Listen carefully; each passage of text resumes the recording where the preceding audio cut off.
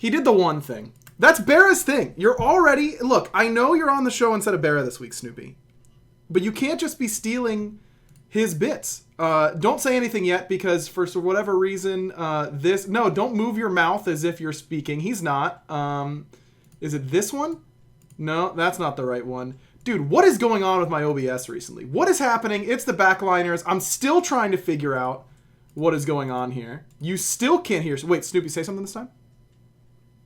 He's still... Oh, no, he's not saying anything. You're trolling me. Oh, it's still not working. Okay, hold on. We're still working on it. I freaked it. Surely it's this. Okay, try again.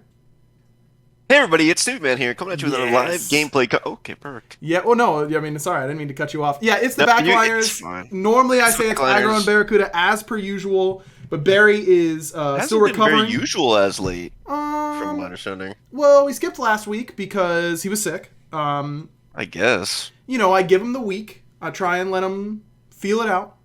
He wasn't feeling any better. And he doesn't get better. Well, great. I mean, he's doing his best. Let's be real. Like he is trying his absolute best to get better and be here for the podcast, but unfortunately he could not. So I had to call in the big dog, if you will. Yeah.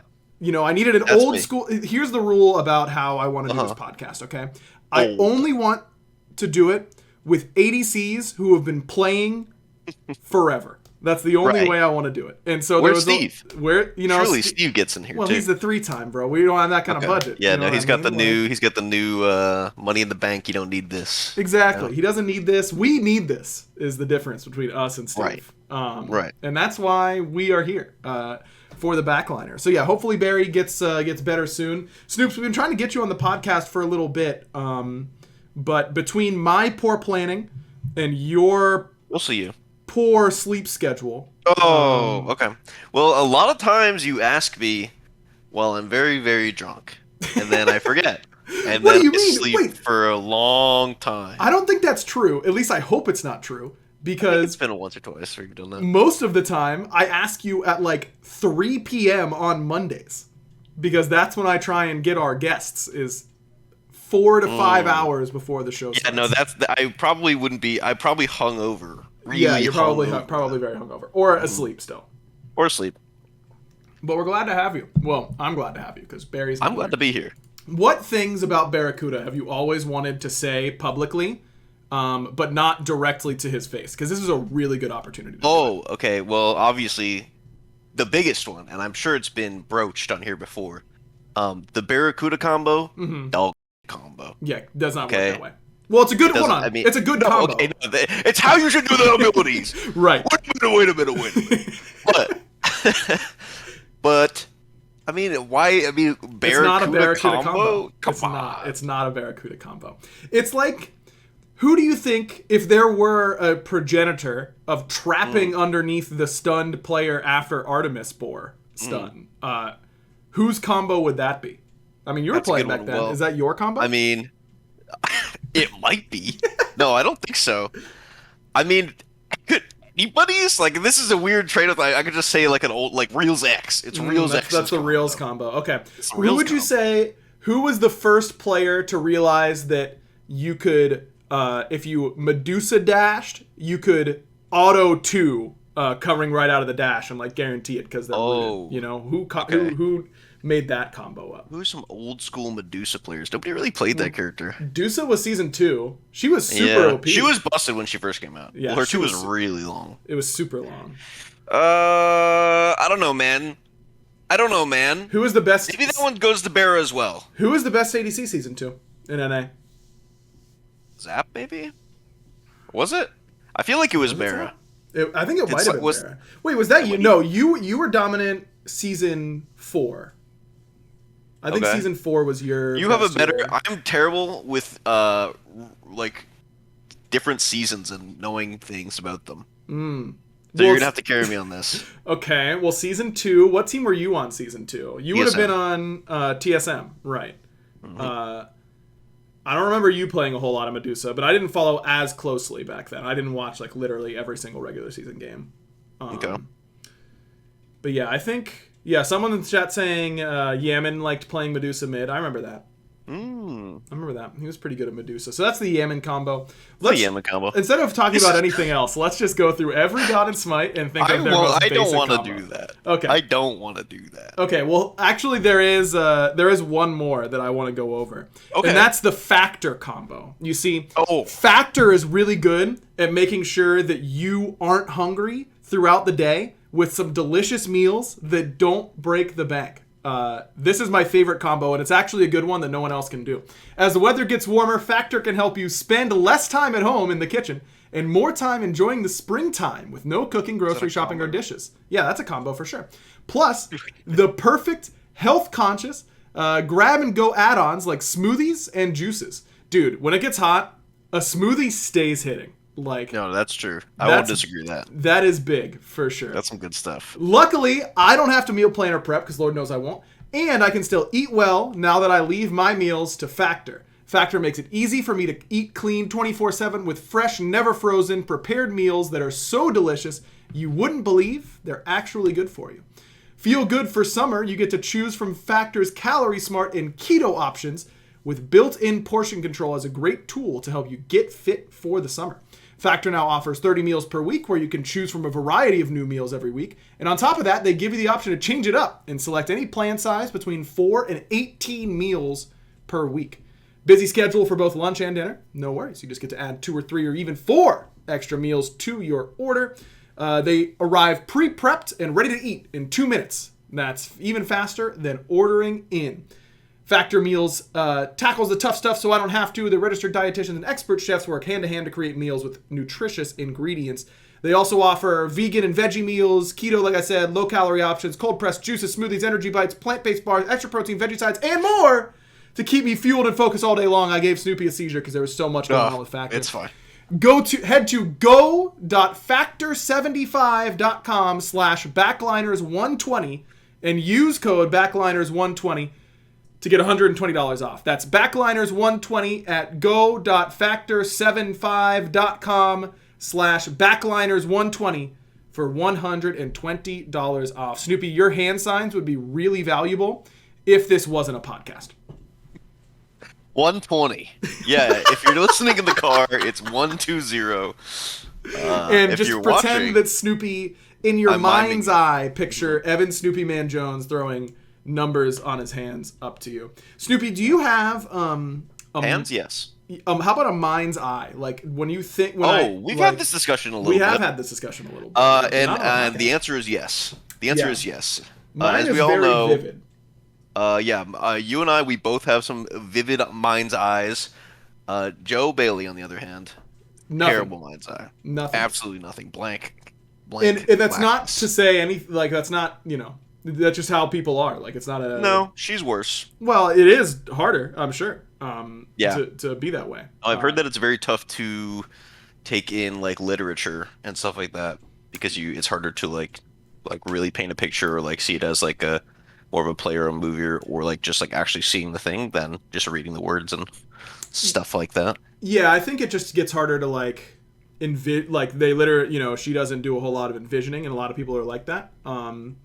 But she still likes to read and all that kind of stuff. She, like, for me, I don't know, how do you feel about music videos? Do you like music videos?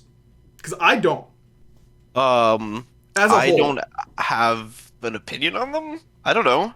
I'm Really? not a very opinionated person. No, well, the thing is, like, in what sense? Is that true? You're certainly an opinionated person. Well, yes, but I'm an opinionated person, but I don't like to, like... Yeah, you're not going to go to battle about it. Yeah, of course not. Yeah. No, I mean... song movies. Yeah, song movies. That's what we're talking about. I'm going to have to go ahead and say they're fine. I have no qualms with song movies. My qualm, because I do have one, is... And look, I know, like, there's a place for music videos, and I'm, like, fine with them. But the thing about music videos is that when I listen to a song, what I'm picturing in my head is very clear of, like, what the message of the song is, like, how it makes me feel, the things it makes me think about. And when I watch a music video, I can't help but think of the music video whenever I'm listening to the song. Now, some people would say they ruined it for you. That's what the artist wants me to be thinking about when I'm listening to the song, right? Like that's part of it. But I like the spin that I'm putting on it. So that's why I prefer not to watch music videos. No, I accept that. I accept that 100%. You know, art's about the interpretation. You just need a stronger mental and be able to block out the music video after seeing it. I mean, like, hey, this is what I think the song is about, and you're telling that to your brain. Of course. On the topic of mental, okay. Who do you think has the best? I don't know why I'm just like I'm in a real mood. I've been very busy at work today, so I didn't get like a whole lot of time to decompress and set myself up for this podcast. So I'm just kind of coming and you know, like it feels like there's no rules. Like, you know, you're the substitute teacher. I'm pulling out the video, the VCR. Right, exactly. And so I'm just not going on topic at all. Who has the best ranked mental in North America? Do you think it's you? I actually do think it's me. I think it might be you as well. That's what made me think of it. You're definitely up there. Perfect. Worst ranked mental, let's go with that now. Okay, it's her. Genetics. Her one's a bad one. Yeah. Oath's got a really bad one. Yep. Yep. Any other big names? Because ranked mental is different than competitive mental, right? Oh, of course. Like, of course. Even, you know, Genetics and Hurry, two guys who typically have not been known for their strong ranked mentals, very strong competitive mentals. But yeah, neither of them very good if things are not going to start off well in your ranked game. Right. Right. And like Neil Ma on the other side of the coin, very strong competitive mental, known for it. How good is his ranked mental? I think it's also good. Probably. He's just a genuinely positive guy. Yeah, I hate that about him. I hate that about him. It's just so annoying.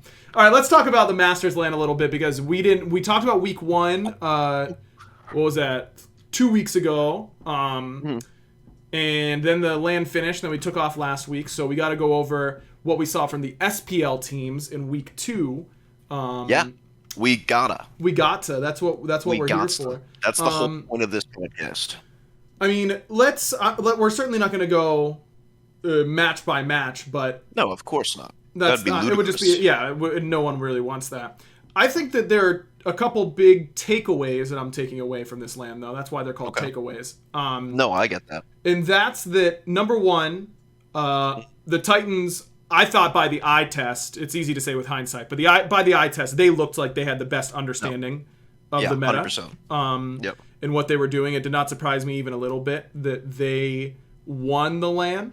Yeah, let's start there, and then we'll go to my second point after that. How did you think? Just stop you really quick. Yeah. You're saying that you have two big takeaways. Takeaways. Yeah. Two big takeaways. Two big ones. Yep. Two big ones. Yep. Two big ones. And big one number one is that the Tartarus Titans looked near infallible. They only dropped one. They dropped one to Oni Warriors, and they dropped to one to the Kings in the finals. Kings in the finals. Yep. Talk to me about your interpretations. You know, like it's an art form of the Titans' performance. I'm gonna preface this entire section with, I drank a lot over the Masters weekend while watching these games, so it's a little fuzzy, but I do remember that. Well, the good thing about their team is a lot of the players, maybe excluding Paul, but even now recently he's kind of like broadened his horizons. They can all play like a lot of gods. So if the meta switches, they can like really be on that quick. Like Sot's always down to like around and try like new picks and stuff like that. Cyclone can pretty much just play anything, and he played Jingwei, which was ridiculous, and realized that with all the 100 buffs and whatnot, and her 2 buffs, and literally just dashing into 12 people and looking unkillable, critting people for like 900. Yeah, she might be good. She might be good. She might be good. Once they figured that out, like they looked really strong. And like late game, they kind of just stalled out early to mid. Like they played smart, but they just like played for like Cyclone to kind of carry, and like Paul just like doing his thing. Like he's always going to do like a lot of damage. So yeah, I was in particular impressed with Aurora as well, because I don't think people realize in a meta that's already pretty hostile to frontliners, has been well documented, how hard it is to solo frontline. Yeah. against, a lot of these high damage compositions where you are the only frontliner on your team. It can be really hard to find your role and be effective there. And I thought Aurora looked like the best solo frontliner by a pretty wide margin, I'd say, over the weekend. Yeah, I agree. I mean, like he was playing just like good picks for it most of the time, which I mean is important for sure. But a lot of times people are ingrained to like dive super hard. Like you want to engage and then stay engaged. But like with solo frontline, you just can't. You kind of have to like start the fight and then peel back and just let your carriers do a lot of damage. You're most of the time never going to be like running over a team like you would with like a warrior solo or something like that. You're going to be like forcing an objective, doing it really quick, making them walk into you, stuff like that. And I think that, like you said, I think they played that really, really well. Yeah, I just think like you brought up his god picks. His god picks, like everyone's talking about how different the game is and how much their role has changed and all this kind of stuff. And there are places still for the types of gods that everyone is playing in their roles, but Aurora, I think, is playing the exact type of gods that I would think a support should be playing in this type of meta.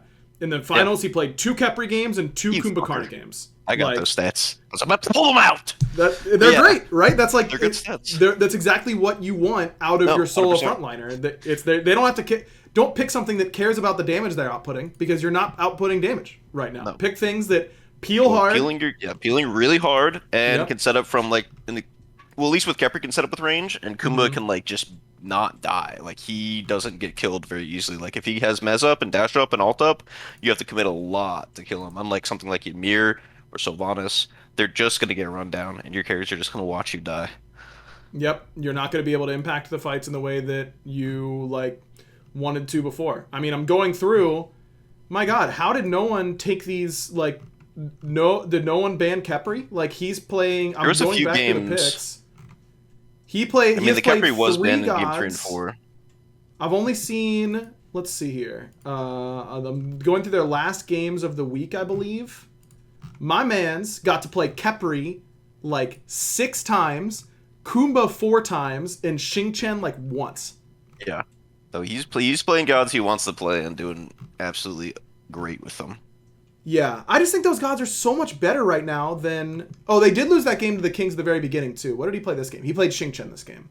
So he kind of went away from Xingqian as the weekend went on and went more towards Khepri and Kumba.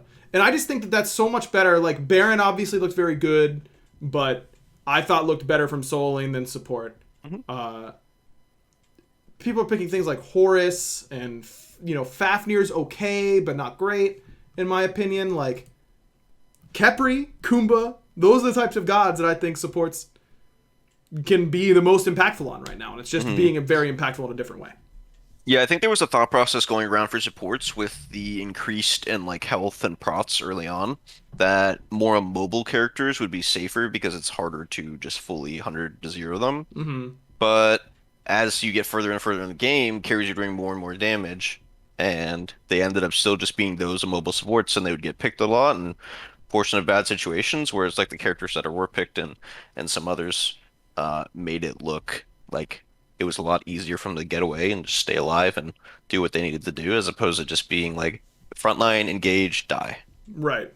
Yeah, exactly. Like a lot of those immobile supports, like Baron, Iset, Ymir, they're playable and they're good because they actually threaten backliners with their damage in addition to their CC. If their damage is no longer threatening, which we'll get into in a little bit, then they stay alive longer, but they stay alive and do nothing longer. Like get in there and mez someone, that's who cares about the damage. So that was the thing that stood out to me the most about the Titans win was Aurora's style and the gods that he was picking and how they played around it, and then obviously how well all of the backline converted. Always going to be they played it really well. The other thing was that the bolts, and I'm not glad that Barry's not here today, but this was something I wanted to talk about. He was going to be sad about it. So now he doesn't have to be sad directly on the podcast. But the bolts, again, struggle mightily up against the Jade Dragons. They lose to them 2-1 on Friday and then get 2-0'd pretty quickly, I believe, on that Saturday. And this is a matchup that just seems to keep happening. and it keeps going out in the exact same way. What as a player, what does that tell you about this matchup? You know, across a couple players have been switched out over the years, but these cores have stayed the same, and the results have also largely stayed the same. Yeah, it's hard to say. Like there could be something like a mental block, but like that's hard to like really tell from an outside perspective. Mm-hmm.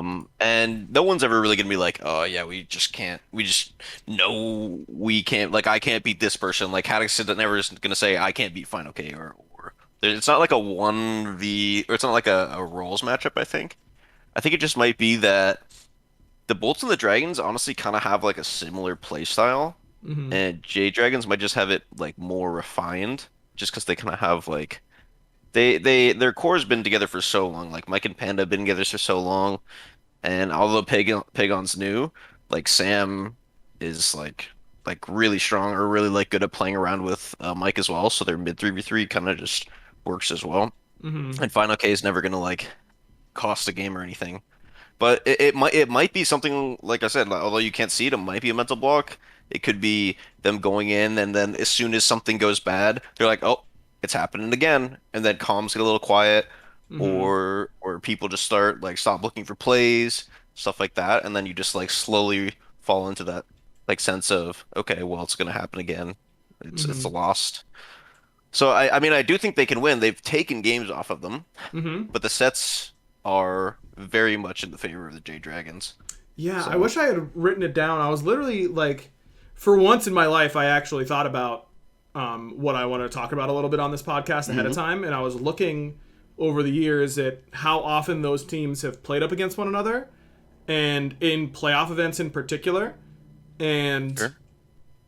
over the last like 3 or 4 years between Worlds and spring finals and summer finals and all that kind of stuff, it's been a significant amount of sets, like seven or Yeah. eight or something like that. And I think the Bolts have not beaten the Dragons in a playoff format Hmm. I mean, yet. it sounds right to me, Yeah. for So sure. I don't know, just something interesting. We talked about it a little bit 2 weeks ago because it was the hot topic of the week was the Scarabs and the Scarabs losing against the Eldritch Hounds.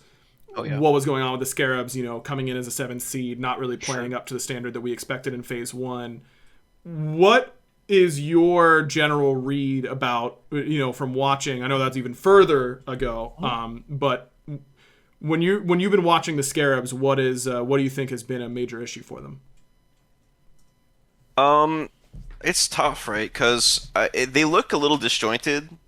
They seem to like want to play through a couple different things at a time. Like it doesn't look like they've like found or like go into a game talking about an actual win condition. Like if Stu's playing like a late game character, they don't really play around Stu or help Stu out. It's kind of just like they see something they can do, and then they go and do that. Mm-hmm. And then of course, like with I think a big thing as well with lower seeded teams, and it's always been this way, is closing out games is tough. Mm-hmm. And you kind of have to be really coordinated and like a good team to be able to do that, especially against another good team Mm-hmm. who's gonna like split the map and like mess with you and make you be on time and make you check those boxes. And if you don't, then they have a way back in the game, and it just it's really tough for that. Mm-hmm. So I would say their biggest weakness right now is closing games. I also do think that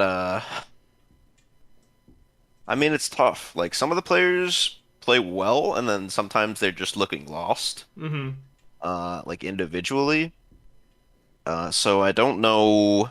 I'm sure you guys discussed whether or not they should change players or not. Yeah, I mean Um, that was like a big topic of conversation, and you know, Barra from a player perspective, which makes sense and I expected, was pretty like hesitant to say like roster changes are good. er, You know, and as we talked about, there's certainly a lot of value in keeping yeah, your team environment together and all that kind of stuff. I was kind of on the opposite end of that coin where sometimes when everything has to really line up perfectly for you to have an outside shot at winning worlds, which is where I think the Scarabs are right now. mhm, mhm, Even if you make a lateral move in player skill, it it revitalizes your team yeah, really, really well. And I think in the Scarabs' exact instance, they struggled almost all of last year. They finally got it together towards the end of the season. And even then, they weren't consistently beating top teams. They were just consistently being more competitive. They had a really good run at Worlds where they played really, really good Smite for a little bit. And then the wheels fell off pretty quickly. They lose a key member that I thought was a driving force and making them look as good as they did at Worlds in SOT. And nothing in Phase 1 has convinced me that it's going to turn around. And then you have this really devastating loss to a very good SEC team, but an SEC team that isn't getting as much practice as you are.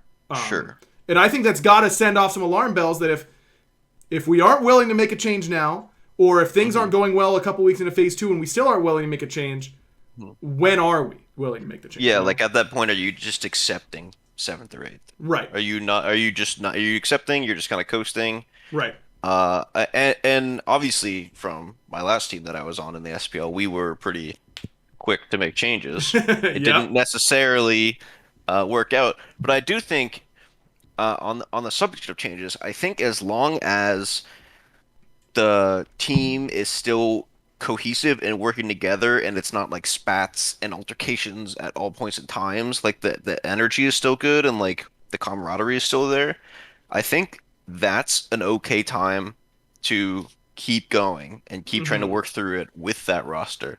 If it's a situation where everybody's mad at each other and you're not getting good practice because of it, and game day sucks and nobody's putting in time and effort, then I think, like you said, you can just really sit down and talk about it and maybe get rid of that one or two or whatever players that are either causing issues or feel like they're not up to the standards of the team.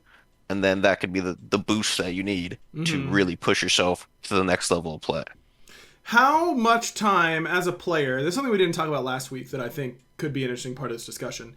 How much time do you think, after making a roster change that will make a significant impact on the success of your team, how long until you think you are playing peak Smite? Like, is making a change after Phase 2 too late to ramp up in time for the World Championships?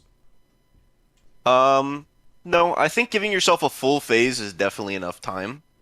I also think it really depends on the role, and it also depends if you're subbing in a new shot caller or whatnot. Like if it's a solo laner that's just going to be laning, and they don't need to be primary shot caller, and they're going to play the characters that you want, and they don't have to learn anything new because it's all meta characters, you can pretty much plug and play that. Same with hunters to an extent. But like mid, I think mid, jungle, and support, especially if some of them are shot callers or like maybe not main shot callers, but like even lower tier shot callers, then it's gonna take a lot longer because you want to know, like, although saying everything is good and talking about everything is good, you want to have a cohesiveness and just knowing what the other person's gonna do before they even talk about it. Like maybe all of you kind of glance at the map and you see that red's coming up and your team likes to invade reds. So you're kind of already posturing it, whether or not you're thinking about it, to get your backs off and get ready for that red buff without having somebody to have to call that. Although they probably will. Right. And fights in mid, 3v3s. I think that's a really important part. Mid support, important, or sorry, mid ADC. Jesus, I can't talk. Support ADC. That's the one. That's what we call that duo lane. Yeah, dual lane. Those two have to work together, of course. Somebody needs to talk in that lane. Normally there's like somebody who is just like the guy that talks all the time, and the other one's like, yeah, I can fucking hit those auto attacks. Let's go. Yeah. And then the mid trio is another one. Right. And the other one that I think that a lot of people leave out and is almost just important or more important, especially in team fights, is solo jungle. Yeah, they really need to be working in tandem, especially if it's like a dive meta or a warrior centric meta, because you really need to like communicate and call who you're on, and just it can't be like one guy's 1v1ing the mage and one guy's 1v1ing the ADC. You gotta be really like together. Right. So very off topic. We've swerved. But the main point was that I think that yes, to answer your question, yes, I do think one phase is more than enough time to plug and play a player and get them up to peak play. Yeah, I think you're right, but there is a lot of evidence that having two phases is good. is better than, for sure. but like significantly better than having one. Yeah, I guess the whole question was, is it peak Smite?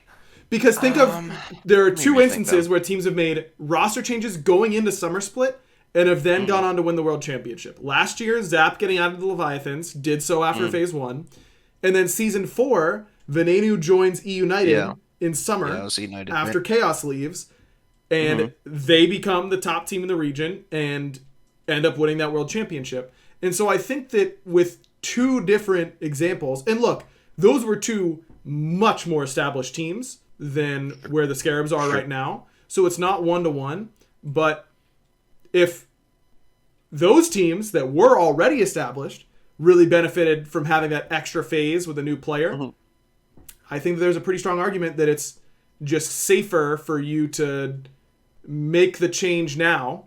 And it gives you even not even like just the phase timing and the extra practice. It gives you a whole nother tournament or end of season or end of a split like playoff to like actually like go hard and like see what everybody can do together. Because like although everybody's trying really really hard in SPL, like you really do take it up a notch when playoffs come or like a tournament comes. Yeah, best of fives are very different for a team than best of threes. Way different than like best of threes. Getting a set of best of fives under your belt with a different player, definitely valuable. Yeah. Oh yeah, Moswell joined Splice Season 5 Summer Split. Thank you, Shady. That that's true. Or no, was that fall? No, it was summer. I don't remember. It was best in mid for them beforehand. Oh yeah. Maybe best. I remember they went to the like lake house in the summer. I don't remember if that was with Moswell. I think it was. I want to say it was with Moswell. But either way, who knows? This has already detracted me enough. Sure. But yeah, that just an interesting little tangent I wanted to go down. Next up on our topics for today, because again, for once, I actually thought about what we should talk about here today. The meta has been switching up a lot, Snoops. Since 9.5 launched, big change. Bonus balance came in, and also just time with the patch, I think, has changed a lot. And of course, you have to remember that Mint Mobile is switching up the wireless service game as well. They're changing up the Mint Mobile meta. A brand new one? The brand new meta just dropped from Mint Mobile, guys. Because after years of fine print contracts and getting ripped off by big wireless providers, if we've learned anything, is that there's always a catch. So when I first heard that Mint Mobile offers premium wireless service starting at just $15 a month, I thought, what's the catch? But Snoopy, here's the thing about the catch. You tell me. It doesn't exist. Not one? Not a single catch? Nope, not even one. You're not catching dog here for Mint Mobile. That's it. Mint Mobile's secret sauce is that they're the first company to sell wireless service online only. They cut out the cost of retail stores and pass those sweet, sweet savings directly to you. And as we know, Barracuda, longtime Mint Mobile user. He and Destiny love Mint Mobile. I will say maybe there is one catch. I hate to say it. I figured out there might be one catch. But you said. I know I said there were none, but I've decided that there is one. And it's that Mint Mobile cannot stop you from getting sick. That's the one thing it can't do. Because Bear has been using Mint forever, right? And he loves it. He talks all the time about how great the quality is and how he got to keep the same phone number, that it's super easy. But he keeps getting sick all the time, So yeah, I think that's a player problem. I agree, but all we can say for sure is that Mint Mobile doesn't protect you from being sick. That is it. But we can't say that they're at fault because they aren't. If anything, they're not at all. Barra is extra at fault because he could be staying home and just calling people on the nation's largest 5G network with great quality for just $15 a month, and he wouldn't have to go out and get sick. So actually, Mint Mobile is doing everything they can to keep you from being sick. It's that Barra just keeps doing it anyways. But just by going out in the world. Not even like a doctor, you can call your nurse, you can call anyone you want. Anybody. Call in instead of, because anytime Barra leaves the house, he gets sick. That he really is. He really is a guy. Well said. For anyone who hates their phone bill, Mint Mobile offers premium wireless for just $15 a month. They give you the best rates, whether you're buying for one or a family. And at Mint, family start at just 2 lines, so it's nice and easy.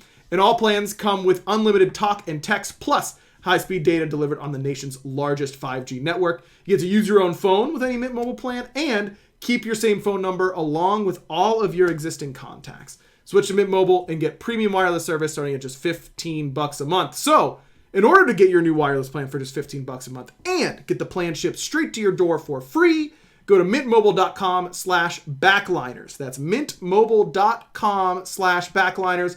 Cut your wireless bill to $15 a month at mintmobile.com/backliners. Thanks for picking up on the cut line there, Snoops. I was hoping you would do some air cutting, if you will. All right, let's talk a little bit about this bonus balance, because obviously when 9.5 released, as expected, things were a little bit out of whack. You know, when just things anytime got shook up. Yeah, things a little bit. Things are going to change a little bit around here. A little bit. You know, just casually the most drastic change to the game that a patch has ever done. So I think it was absolutely expected for there to be some classes that were extra strong and some classes that were extra weak. In this case, it was hunters and warriors in particular. And so they ended up getting some buffs and nerfs to compensate. Let's talk about your role first, Snoopy. That's right. You guys, Gilded Arrow got nerfed, went from 7 to 3 gold per trigger. Devos got nerfed, went from 15% lifesteal at base and 15% from stacks to 10 and 10. So 20 total. Say 30 to 20. Come on. 30 to 20. Deathbringer lost 5% crit increased damage across all of its glyphs and its base. But also, Envenom Deathbringer lost 10 or 5% on the damage output debuff, went from 15 to 10. How has Hunter felt since the bonus balance went live? People are floundering, I will say. Nobody knows what to build. They are confused. They don't know if crit's good still. Yeah. I still think people are overreacting to a lot of the nerfs. Well, I mean, mostly the Devos nerf. You don't need 30% lifesteal from one item. It's too much. It's too much. It's too much. They gave it too much. So 20% I think is fine. I really do. It's still 70 power. It's still 2,300 gold.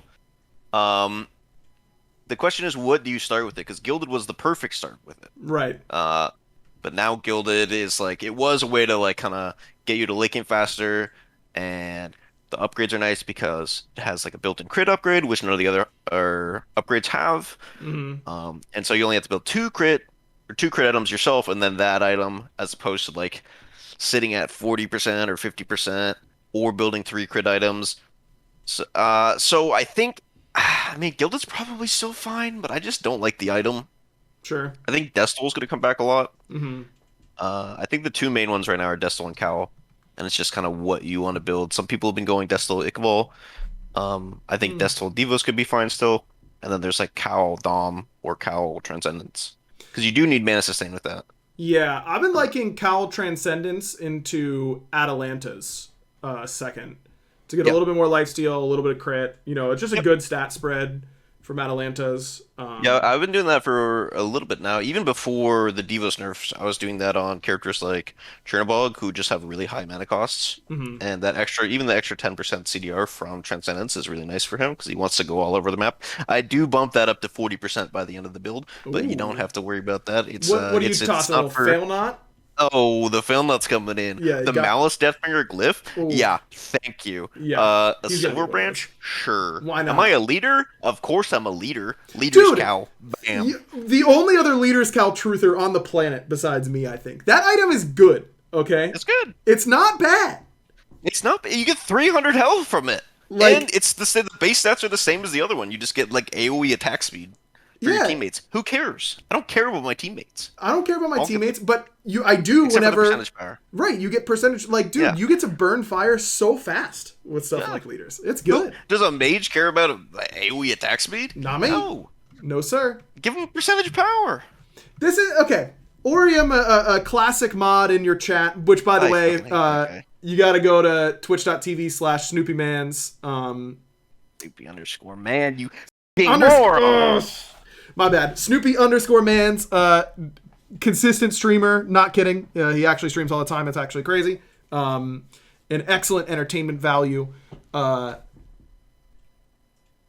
Orium's in our chat saying, this is why we don't ask Snoopy about builds. Guys, just because the item isn't getting built by the general populace doesn't mean it's bad. Okay. Yeah. Sometimes it's really good. Cutter Curtises. Yeah. In the community. You don't have to just build what everyone else is building. Like, you can experiment a little bit. That is good. You know? Don't listen to any build that says the math build. Oh yeah, okay? Don't listen to those. I don't care about math. Nope. I care about feeling. How does it feel when I play with the build? Hold on. There's a little bit, like, you want a little bit of math. Okay. Just a little bit of math. Just but not all math. No. You don't want to be the math guy. You don't want to be the math guy. And I know all the math guys everywhere are going, why not? I'm right. And to that I say, who cares? Leader's Cowl is good.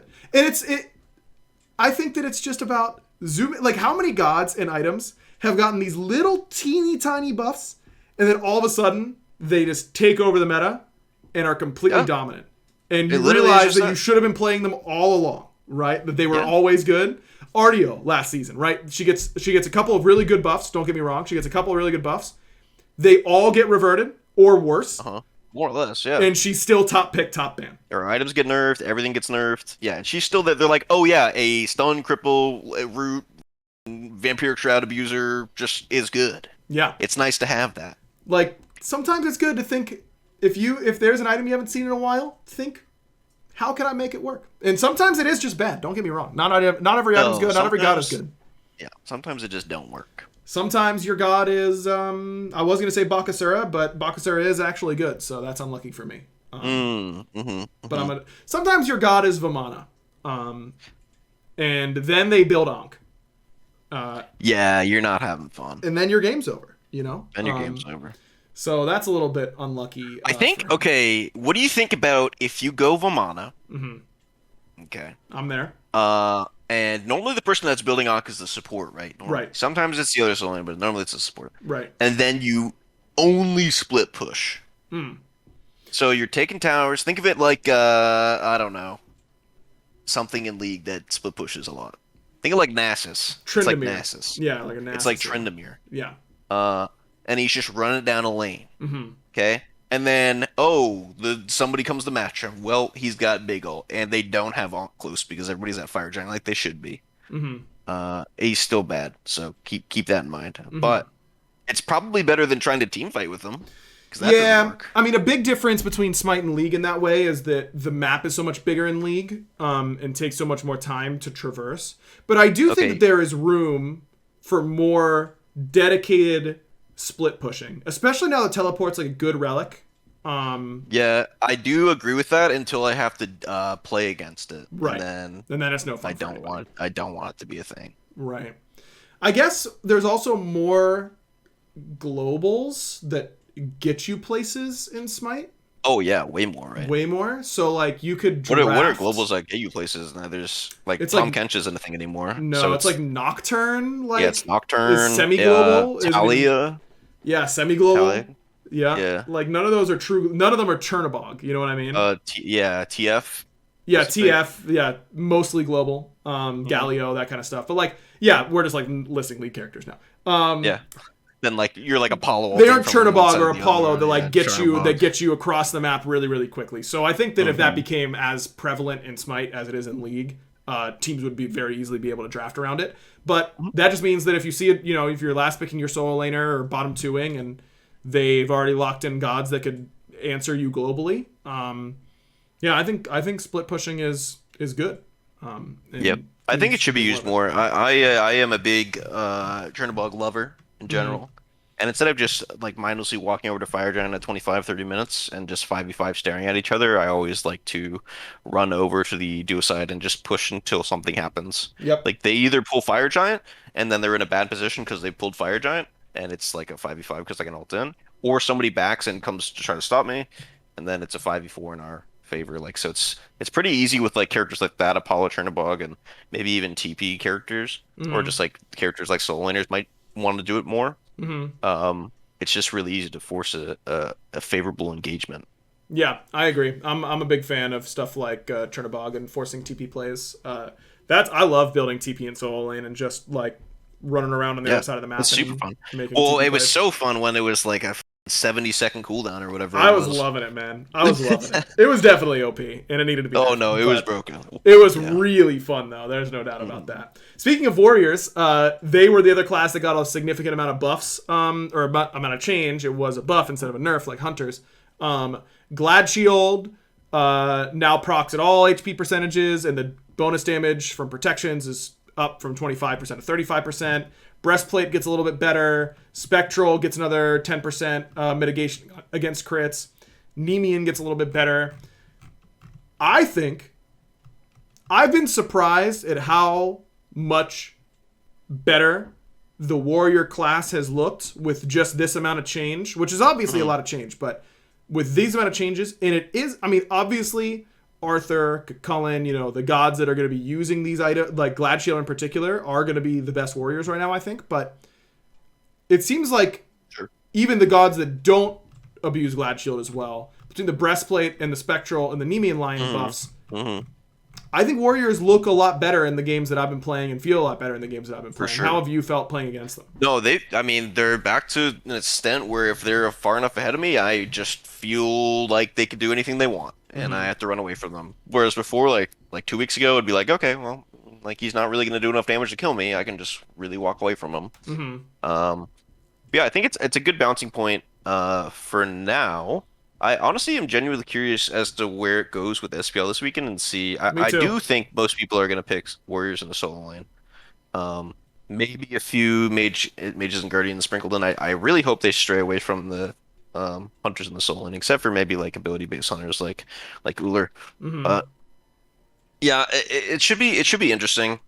Uh, the Glad Shield is, I think it was a really good buff. And it was just a never picked up item, Yeah, it was and bad. it's all the stats that you want for a character like a warrior, which is like cooldown, phys prot, and health, plus a good passive. Like that's just good stuff. And it was a cool passive. Mm-hmm. It just never really happened. It never Mm-hmm. really worked out because they had to be below 40%. Yeah. I think, there's been a lot of discussion on this podcast about what warriors are meant to do and all that kind of stuff. And I think that after the time to kill changes, um, I think Glad Shield has felt very fair to me, both playing with it and against it.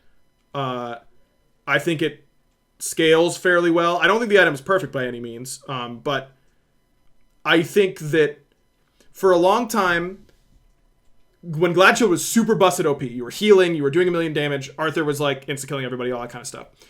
Hmm. Gladshield then got nerfed a bunch of times into the state where it wasn't being picked up anymore, where it recently got buffed from.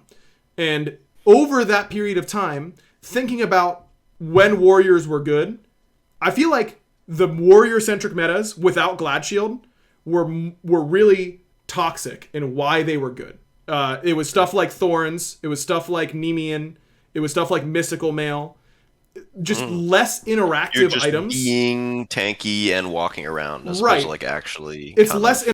interactive, right? And Mhm. so Glad Shield, it's you don't know what you have until it's gone sort of situation. Like Right. Glad Shield was obviously too good, but I think having Glad Shield be a good, viable core part of what makes Warriors good is an interesting design space that obviously Arthur is going to use something like Glad Shield really well, Yeah, but that's just as good for sure. yeah, but instead of nerfing Glad Shield so that Arthur doesn't abuse it, I would rather nerf Arthur so that other characters can use Glad Shield. Sure. And then making having items that are Glad Shield like is exciting. I don't know if that's a route we're gonna go. That's just my personal opinion. But we went from no Glad Shield to having Glad Shield back, and so far, I think it makes. I've been queuing up solo, man. I've been playing a lot of Arthur and Cucullin and Tyr and just Glad Shielding around and having a good old time. So I'm here for the Glad Shield personally. Yeah, me too. I like it. I also do like the route that as of late hires has been going with balancing for they want to be solo lane items. So it's like percentage of your protections bought. Mm-hmm. And I think it's helped out with Pridwin and everything. Like you were seeing junglers just pick up these items because they were just really, really, really effective, Right. but they wouldn't build any other prots. But now it's like, oh, Glad Shield, I'm getting a 10 damage proc because I have no other defense. It's like not worth it. And so and that's I mean that's the point is really good balancing, I think. And I'm assuming it's only that it's you that's doing the balancing. Well, everything you like is me, and everything you don't Okay. like is everyone else. Yeah. Okay. Not my Okay, fault. that's perfect. It's No, actually the exact I'm opposite, sure. for the record. Yeah, Oh it's yeah. really the opposite. Yeah, everything you don't Can like is can me. you say one that you've done where everyone's like, "What the f is that?" Or like have you like Circat, pitched yeah, anything? Circat, Erlongshen, Fenrir, like those Oh were yeah, you did the done. Erlong Shen rework. Yeah, those. People are always gonna no one's gonna ever like anything that's changed. It's just a Exactly. fact. That's Even the if you point. gave Erlong Shen a like I don't know a root into a cripple into an execute on a 3 instead of a slow, then they would be like, well, it's not a knockup. It's not a knockup. He had a knockup. You remember that? I do remember that. I wonder. I think Erlong is a god that actually kind of got hosed by the meta, like right as he got changed. I think this meta is like pretty hostile to him. I don't know if he gets a whole lot better after these changes. Like he doesn't use Glad Shield well, so I don't think it really helps him very much. So I think it's hard He's to a really Xerxes judge Kastari how guy. good of a solo laner he is, because I think the solo meta before this all changed, he would have been pretty good in that. Like when Berserkers was really good, rushing like Death Toll Berserkers and just like gunning it down at. Shogun's health item. Yeah, You're like, feeling good. I thought he was feeling really good then, and then we just like kind of messed around and changed the whole game. So That's fine. that's just how it be sometimes, All right. Well, That's I it. have a topic. Oh, you do? Yes, and Oh, I think this is I think vastly it's a different. big one. Okay. I think it's a big one. Okay. Okay, so my topic is the growing amount of people, kind of grandstanding and talking about their role as the worst role and Uh, everything needs to be changed and here's the Twitter reasons why. uh-huh. And it used to be just a Steve thing. Steve had that on lock. Uh-huh. He was really good at it. But He now was really good everybody's at it. taking their turn. Mm-hmm. Supports are the worst role, which I mean they kind of are right now. Mm-hmm. Mids they don't do any damage. Sure Okay, don't. no damage. Yep. Hunter's got 5 nerfs. They're terrible now. Like, Yeah. it's just too much. What can we do to stop this as a community? That's a good Because point. I don't want this around. Yeah, I really don't know. I feel like this is kind of Pandora's box. And for the record, Zapman is responsible for all of it, right? Yeah, no, he is. Because He is. and it was a self-fulfilling prophecy, because no matter how Zap was going to say what Zap was going to say no matter what. And for the record, Zap doesn't only complain when he likes a patch. He says he likes a says, patch. "Good job." When he doesn't like a patch, he says what he doesn't like about it. I think Steve's criticisms have always been very fair, but they've also always been very biased to like a point where it's like a comedic shtick. And I think it's legitimately funny. So like I'm about it. It doesn't bother me at all. Sure. But anytime a hunter gets buffs, somewhere in some players' minds, they're gonna go, they only buffed that because Zapman was complaining on Twitter.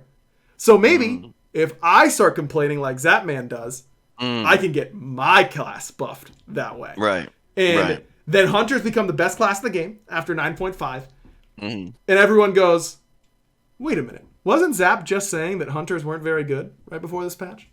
Isn't that what he was saying? And then he's been complaining about it for a long time. Maybe they decided to make him really good so that Zap would shut up.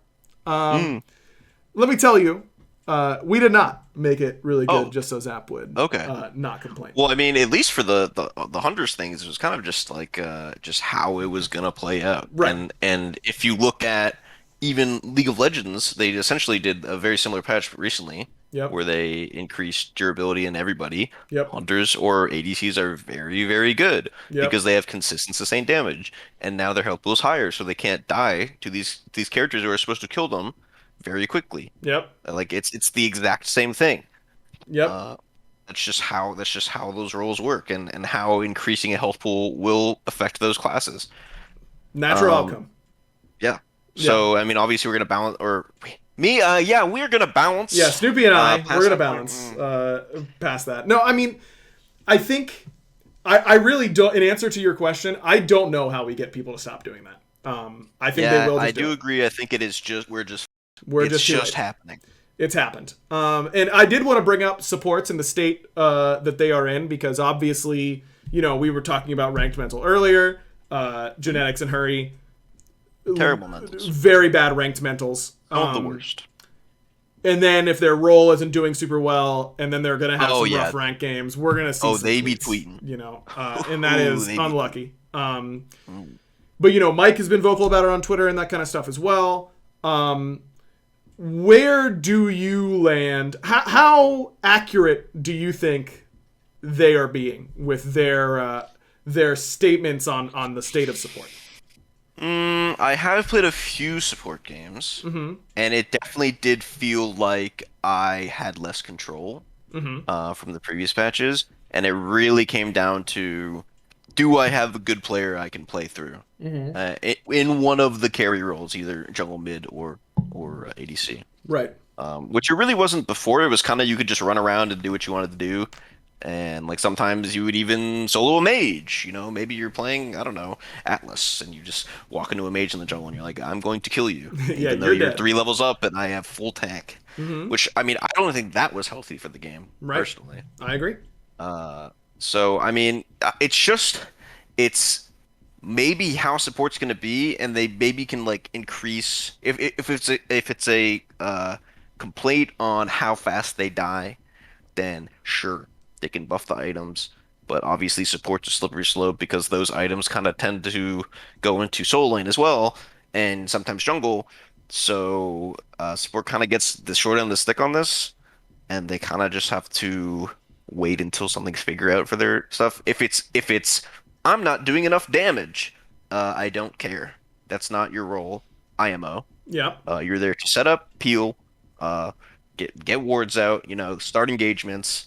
And like that's what you're doing. You're not supposed to do 50% of somebody's HP with your combo. Yeah.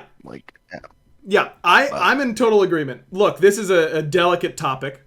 Just like talking about Warriors was a few weeks ago, and I have to throw a million qualifiers out before I say anything because like it happened then, and like will happen again. My opinion will get put on Reddit because of my position now, and that's just how it is. But I think someone in chat said it. I've seen it all over Twitter, all that kind of stuff. The sentiment that I can't carry games from support. And I think they are half right. I don't think you can carry games in support the way you used to. You can't do 75% and idiot-proof your initiation. You do need teammates to do competent things in order to execute on a same level that you did before, and that is different for you. However, I think you can absolutely carry ranked games by being where you're supposed to be before their support, by shutting down the correct person, by peeling the correct person, by picking a good god, by using your relics well. I think you can absolutely make the difference. And what have we said forever in Smite? Support has been the second most impactful role since people realized how you should play support in season 5. Yeah. Once people realized you should be an aggressive, don't let them do anything because my damage is good enough to compete through the mid game type of support. As soon as Aurora started playing Herc, the whole role changed, and it was the second most impactful role, or the first most impactful role, since then. It is no longer the second most impactful role. And so that's going to feel bad that you aren't as impactful as you used to be in that same way. But as someone who wasn't in playing the second most impactful role, all of these things that I'm hearing, like you were saying, I need my teammate to follow up on my initiation really well. As a mid laner, I feel like I lost a lot of games because my support didn't initiate well enough and theirs did. And that is something that is out of my control. And you have to find a way to win games outside of that, right? Yeah. Support just have to find a way to win games outside of doing all the damage themselves, right? That's that's what it is to me. Do I think the class doesn't need buffs or anything like that? No, that's not what I'm saying. But you can't. That class has fundamentally changed, and their role has fundamentally changed. And if and when it gets changed back to some degree of that, if that happens, you can't just try the same things. And I'm not saying they aren't trying all that kind of stuff. You know what I mean? It's going to take more than a few weeks to figure out how to be the most impactful in a role that changed as much as support did. Sure. And so I think that is just what I would say look, Herwin, Genetics, Mike, they understand the support role better than I ever will. And I'm not going to contest that. If you are a platinum support main and you're seeing Herwin tweet, you can't carry games from support, maybe in Grandmaster, you cannot. You can't. Like, in plat, play better. That's the Anybody that can play above their opponents can significantly impact the game. Doesn't matter the role. Yes. It just doesn't matter. So, play Kumbhakarna, bro. Look at what Aurora did in Masters. Run around him as people. You don't Run need to around do him damage. as people.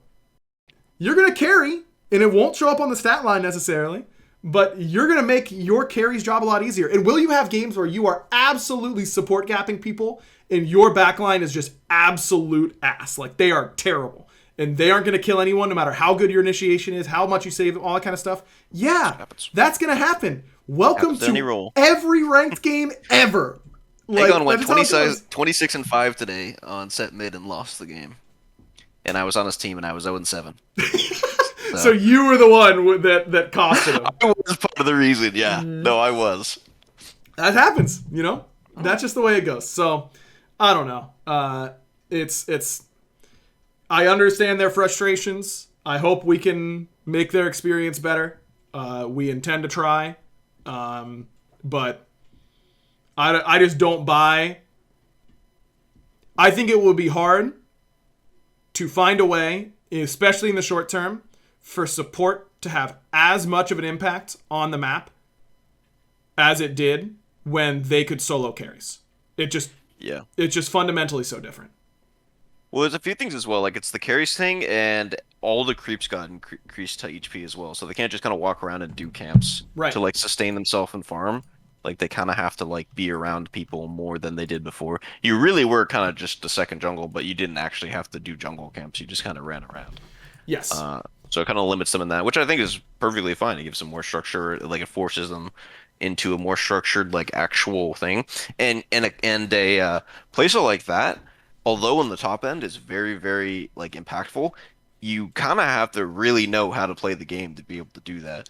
You can't just, like, run around and do what you want unless you know when you can, like, hey, I'm going to tag farm here. I'm going to, you know, back here and come out with my carries. Like, it takes, like, a really smart or, like, long time playing person to be able to do that.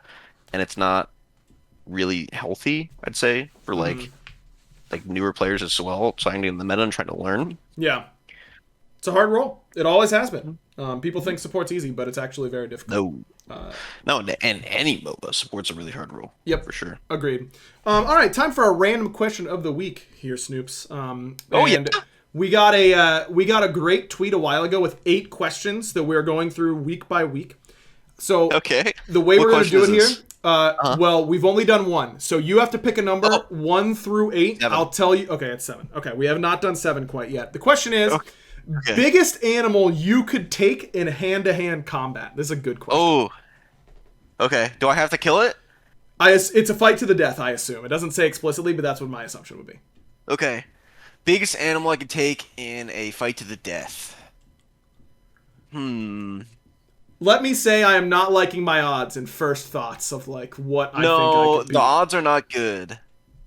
It's one-on-one, though, you know? Yeah. Man.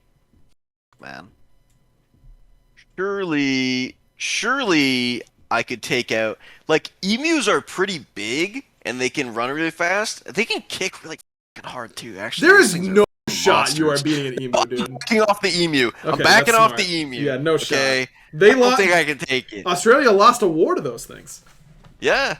Like, you are not taking those in hand-to-hand combat. I think... Well, the thing is, like, I can't, like, box something or, like, whatever it's called, but I feel like I could choke out a kangaroo. No way. That's even worse than an emu, Snoopy. Oh, they're big. Okay, I know they're strong. Okay, but I'm pretty sure I could like juke them out a little bit. I've seen like people getting attacked by kangaroos, and they're like fast, but they're not like very dexterous. They're not very like coordinated. Like I feel like I could get behind one and choke it out. Snoopy, that thing is gonna crush your rib cage in one How? kick. I'm on its back. You're not How's it gonna starting do on that? Okay, so actually, I'm gonna put on. It doesn't say I can't have a costume on, so I'm gonna put on a kangaroo costume, and I'm going to attempt to act very small and become its cub, and then You're gonna climb in the pouch, I'm gonna climb in the pouch, and that I'm thing's gonna gonna ride around kick for your a bit. ass. No, I'm gonna fucking, and then when it starts to go to sleep for a nice nighttime sleep, I'll choke it out. Surely that's good. Okay, no, yeah, I'll let you take over while I think. Right. What's your animal? Well, you really like sent me off the rails with my thought process. I think you've got to pick something slow and dumb. Like, that's your best bet. You know what makes me sad? I just thought of like killing like a tortoise, man. I don't know why like tortoises and like animals that are just really I slow. feel like It just that'd be makes tough. me sad when they get hurt. Like, what do you do when the tortoise goes inside its shell? What do you do? No, okay, I don't want to pick the tortoise. Okay, he's not picking the I'm tortoise. just saying when tortoises get hurt, for Right. some reason, it evokes more of an emotion than other animals. Because they getting look hurt, 'cause old. They feel They elderly. look old, Yeah, you and they feel look bad for 'em. slow, Yeah. and they look so cool. What do I you love think? turtles. Someone said a cow in the chat. I think a cow might be a I good don't answer. even know if I could like how am I killing the cow? That is a tough question. I don't know if I have enough strength to even like choke it out. Yeah. Like, Yeah. I'm not fucking taking it out with my fists. But bro, I just Surely wait not. until it's asleep and then you go push it over, right? And then it's on the ground. Like you get to And then what? and then I'm sitting on its neck or something, you know? Like whatever I got to do to You don't understand how big cows are. What do you man. mean? There are cows literally around the take corner you from my house. I standing live in the middle on- of nowhere. They could take you standing on their neck. I'm sure of it. Yeah, maybe you're right. Maybe they They got could. them thick muscles. Yeah, okay? maybe a cow is just too big. It's too big. You need something. You need something like sharp Yeah. or like really blunt with a lot of like weapon or like strength behind it. But you're just a stupid little human. Okay, So you don't you're have right. those. You're right. Okay, like biggest thing I think I could for sure take. Mm-hmm. It'd have to be something like. I'm looking up medium-sized animals right now. Look, no one wants Medium- to say it. Okay, no one wants to size. say it. I'm Don't not say saying it. I'm not saying it. Don't say it. I can't say it. It's just like you're gonna It's take actually damage. Okay, you're gonna take some damage. Rose has our Okay. pandas weak. I feel like I could maybe take on a panda. No shot, Ro. Pandas are vicious. They would absolutely. Okay, they I would think- annihilate you. The biggest thing I could take down is a doe. I think I could take a doe down. Because we're fighting, Interesting. right? Like It's not a like it's deer, going to run yeah. away. Yeah, Like, if you're in an it's enclosed area. Yeah, a deer. Okay, yeah, like a buck might kick my ass. Yeah, no, that thing's got fucking horns. It's going to kick my ass. Right. Okay? But a doe, no horns, I think. I don't really know how deers work. No, they don't have horns. I don't think. Yeah, and then, like, I mean, it's going to bite me or kick me? Which, Yeah, I mean, you're gonna probably take would some fuck me up. damage, right? I'm getting in there. Okay, Right. I would get in there. Yeah, I don't know. I like your answer of deer. That might be the right answer. I think so. They're also stupid as They are really So. dumb. They are really dumb. There's no doubt about that. Yeah, we're both going deer. That's it. Final answer, lock it in. Final Put us answer. in the deer cage. Lock it in. Thanks so much for listening to the Backliners podcast this week. Snoops, thanks so much for hopping on and filling in for Barry, who will hopefully be back next week. If you want to listen to more about how Snoopy thinks he could somehow climb into a kangaroo's pouch because they didn't say he couldn't wear a costume, twitch.tv/Snoopy_man or at Snoopy Mans on Twitter. That's where I got the mans. Those are the places to follow him. Make sure you're checking out go.factor.com/backliners120 in order to get $120 off from Factor Meals, and mintmobile.com/backliners to get premium wireless service for just $15 a month. Again, going to our sponsors and using our codes is the best way to support the podcast outside of just sending cash to me directly. Which, if you want to do that, we could. Address is that? Yeah. Right, we'll talk address about for it. the cash drop-off? Okay. Look, if it's a big enough cash thing, I'll set up a PO box. Like that'd be a lot of work. I feel like. But I. Yeah, it sounds like a lot of work, right? Yeah, but if it was the right amount of cash, I think I'd do it for sure. So yeah, thanks everyone for watching and listening. Give us a rating. Check out all the prediction shows, all that kind of good stuff. We will see you next week. Snoopy, Bear always says bye. It's like this long, like bye, like that sort of thing. So Okay. I need you to close the show for me. Okay, so I'm gonna do my outro again real quick, not the whole thing. Then right when you're done, I do that. I'm gonna say you'll know when to go. Okay, I feel confident. If you don't, then no, go ahead. I worry Don't for say your anything. team. Make sure you're giving us a good rating and listen to all the predictions of other shows. We'll see you next week here on the Backliners. Snoopy, you know what to do because I just told you.